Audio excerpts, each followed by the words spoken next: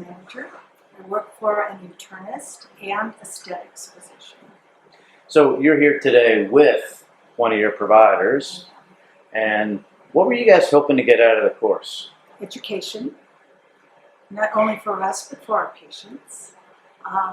Real life skills, which my provider did receive. So tell us about the course. I know yesterday was didactic, today was sort of hands-on. Were you guys able to achieve what you wanted to get out of it? Everything and more.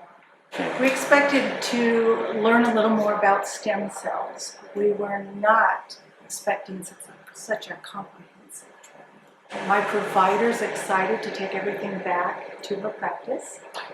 I'm excited because I did receive a treatment today. What'd you have done? I had my shoulder injected with stem cells.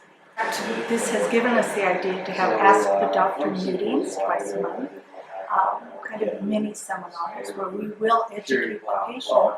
And since all of us on our team today receive treatments of different kinds of treatments, we will go back as witnesses, as success stories.